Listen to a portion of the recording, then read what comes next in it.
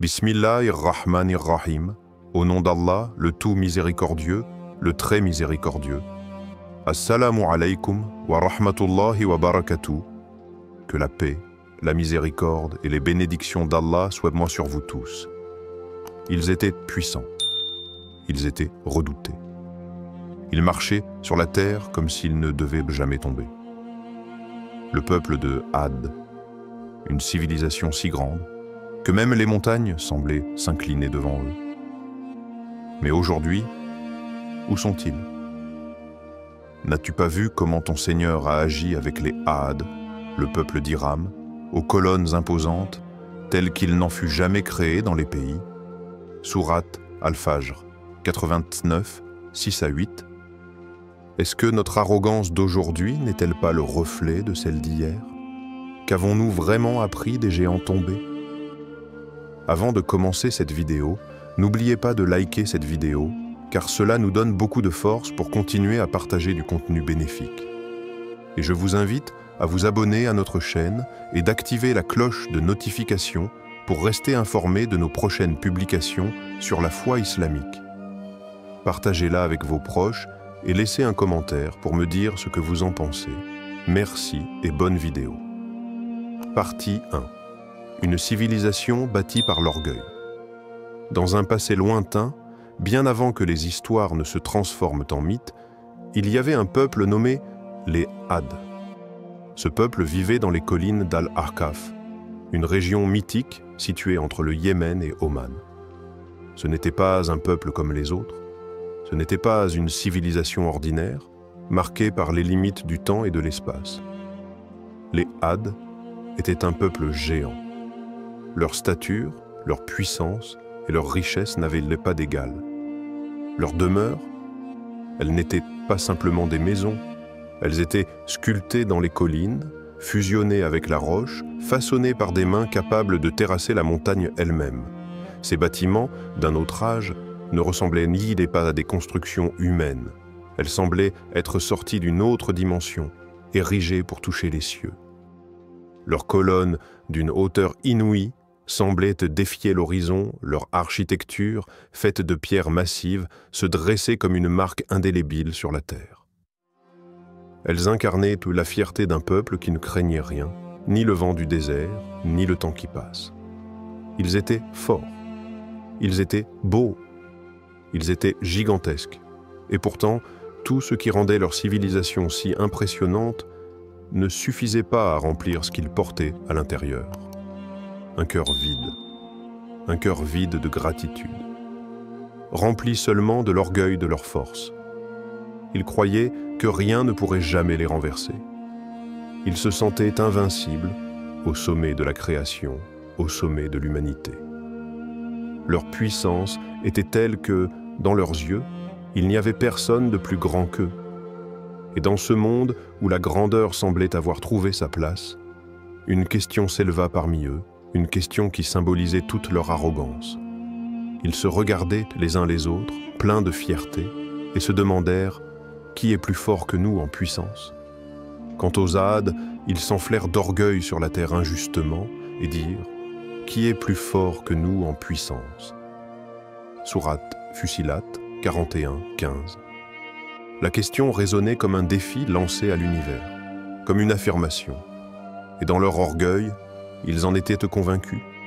Personne ne les surpasserait. Ils étaient au sommet de leur propre pyramide et la chute semblait impossible. Et puis, regarde autour de toi aujourd'hui. Les Had sont partis, leurs cités, leurs tours de pierre, ont disparu, engloutis dans le temps. Mais ne bâtissons-nous pas nous-mêmes nos propres tours, ces tours de verre et d'acier, ces bâtiments gigantesques, ces forteresses de pouvoir, de richesse et d'ego? Sont-elles si différentes des tours des Had? Ne cherchons-nous pas à prouver, à accumuler, à impressionner, à posséder? Un jeune entrepreneur dans une ville moderne regarde autour de lui. Il a tout. Tout ce qu'on peut désirer dans un monde où la valeur semble mesurée en dollars, en influence, en possession. Il est respecté. Il est admiré. Il se tient au sommet de sa carrière, où chaque mouvement est un signe de succès. L'argent, la réputation, les partenaires influents, tout cela fait partie de son quotidien. Mais il oublie. Il oublie que le succès est une lumière fragile. Il oublie que la santé, la vie, tout ce qu'il considère acquis, peuvent s'effacer en un instant. Et quand la maladie frappe, violente et soudaine, il ne peut que constater l'étrange fragilité de tout ce qu'il a bâti. Il se rend compte alors qu'il a été impuissant face à cette adversité, tout comme les Had l'étaient face à leur destin.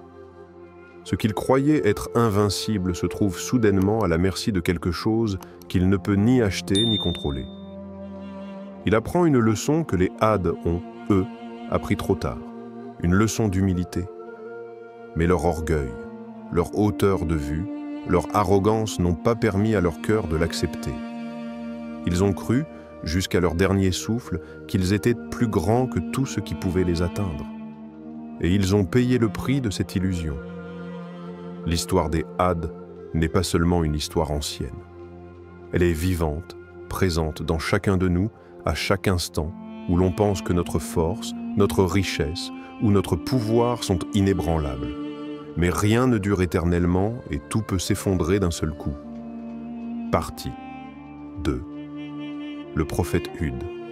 Une lumière dans les ténèbres. Il y a des peuples qui bâtissent des empires.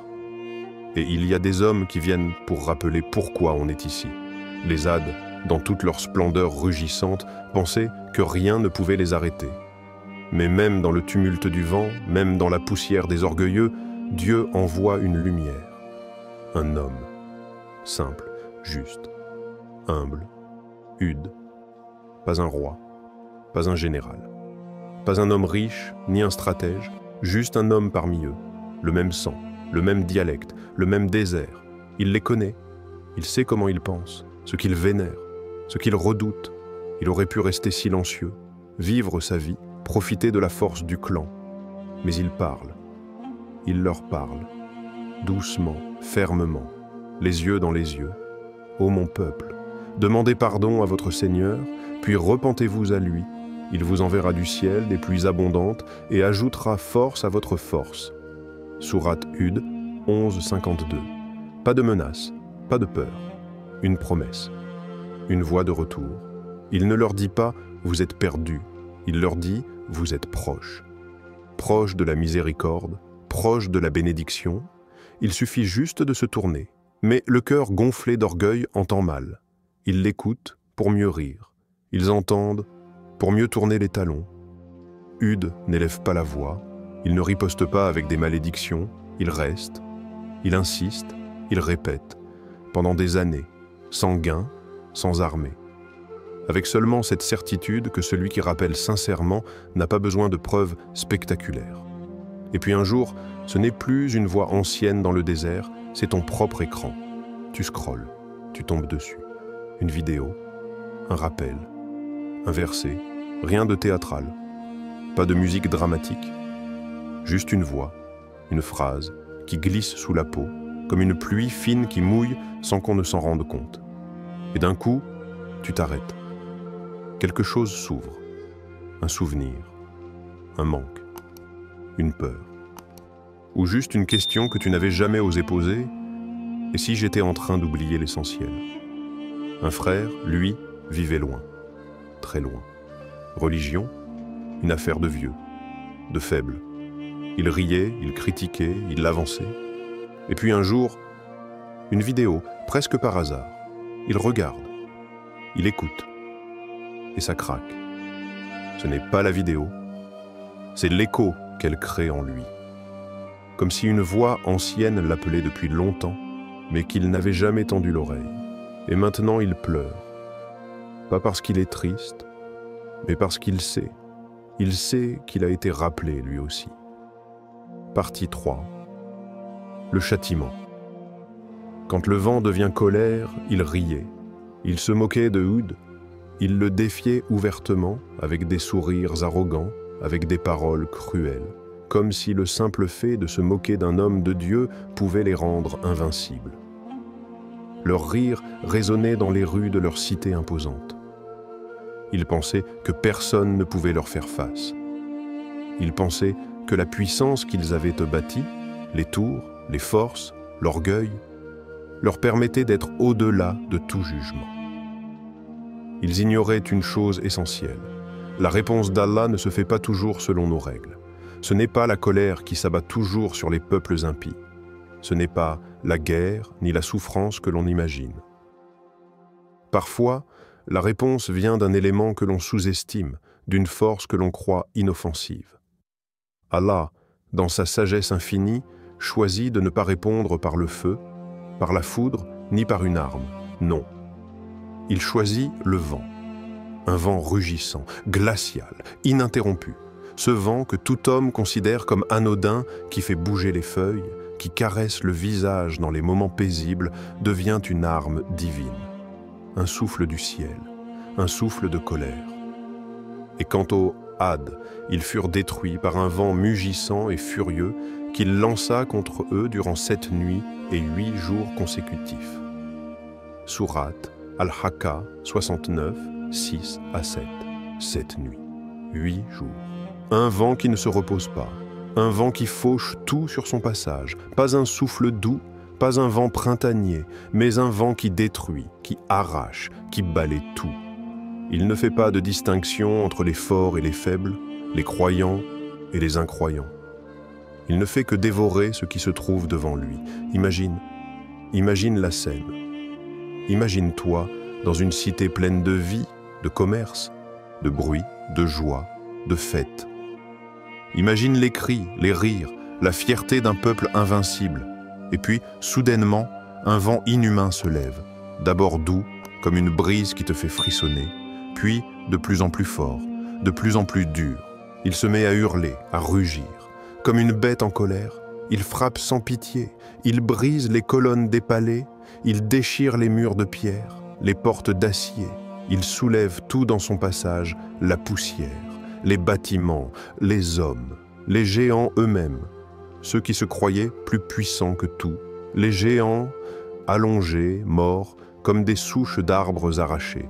Ce vent ne les a pas épargnés, ils pensaient être invincibles, mais voilà.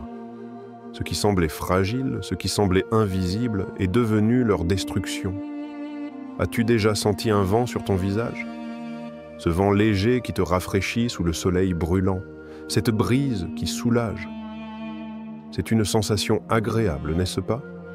Mais ce vent, celui qu'Allah a lancé contre les Had, n'a rien d'agréable. C'est un vent qui traverse ton âme avant de détruire ton corps. Il n'épargne rien. Il n'arrête jamais.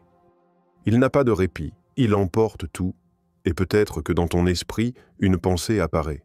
Est-ce que ce vent qui me frôle chaque jour sans que je le remarque, pourrait-il un jour être la force de la colère divine? Est-ce que ce que je crois faible, comme un souffle d'air, peut devenir la fin de tout ce que je crois invincible? Le vent a tout pris, il a emporté les géants, les bâtisseurs de cités, les fiers et arrogants. Et il a laissé derrière lui le silence. Un silence lourd, un silence qui dit tout. Partie 4. Un rappel pour les vivants. Le peuple de Had n'est plus. Ils ont disparu, engloutis par le vent, emportés par leur propre arrogance. Leurs cités, autrefois pleines de vie, ne sont plus que des vestiges de pierre et de poussière. Leurs noms sont désormais murmurés dans les sables, leurs histoires figées dans les versets, mais leur histoire, leur chute, reste un miroir pour nos propres vies. Elle n'est pas seulement un récit du passé, elle est une leçon qui nous regarde en face, chaque jour, chaque moment. Un avertissement, non pas de ce qui est déjà fait, mais de ce qui pourrait nous arriver. Nous qui marchons sur cette terre, nous qui pensons, souvent à tort, être plus puissants que tout ce qui nous entoure. Le vent ne s'est pas seulement abattu sur les Had. Il se fait entendre à travers le temps, résonne dans nos vies. Ce vent, il est encore là, dans chaque instant où l'on oublie, dans chaque instant où l'on s'enfle d'orgueil, où l'on croit que ce que l'on a est acquis, que rien ne pourra tout emporter. Ce vent fait sa propre ronde, invisiblement, nous frôlant à chaque instant, nous rappelant que ce que nous croyons immortel peut être balayé en un souffle. Voilà un avertissement. Et quiconque suit le rappel de son Seigneur aura un refuge dans le paradis.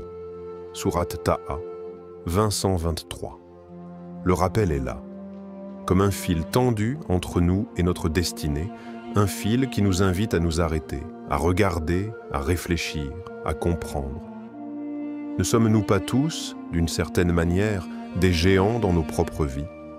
Ne construisons-nous pas, avec notre ego, nos ambitions, nos certitudes, des tourments de pierre qui semblent indestructibles? Mais tout cela, tout ce que nous croyons être notre force, peut-il vraiment nous sauver? Les Had avaient tout. Ils avaient la puissance, l'admiration, l'invincibilité. Et pourtant, au moment où ils se sont crus les plus grands, ce qu'ils n'ont pas vu, c'est que le plus grand d'entre nous est celui qui ne se détourne pas de la voie. Celui qui, dans sa petitesse, se rappelle de son Créateur, de celui qui lui a donné tout ce qu'il possède et de celui qui peut tout reprendre en un instant. Et toi qui regardes ce monde et te crois invincible, toi qui t'occupes de 1000 choses chaque jour, qui cours après ce que tu crois essentiel, veux-tu être oublié comme les Had, effacé par le vent de l'oubli?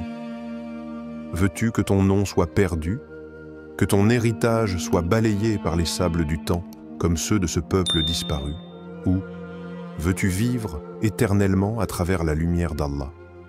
Veux-tu être celui qui reste, celui dont la mémoire traverse les âges, non pas parce qu'il a accumulé des biens, mais parce qu'il a suivi le rappel de son Seigneur, s'est humblement soumis et a trouvé refuge dans la lumière divine? Le vent souffle encore, peut-être pas pour te détruire, mais pour te réveiller. Prends un instant, respire. Rappelle-toi d'Allah, car c'est dans l'oubli que commence la chute, et dans le souvenir que commence la lumière. Et ne soyez pas comme ceux qui ont oublié Allah. Allah leur a fait alors oublier leur propre personne. Ceux-là sont les pervers. Surat Al-Hashr 59-19. Barakallahu fikum.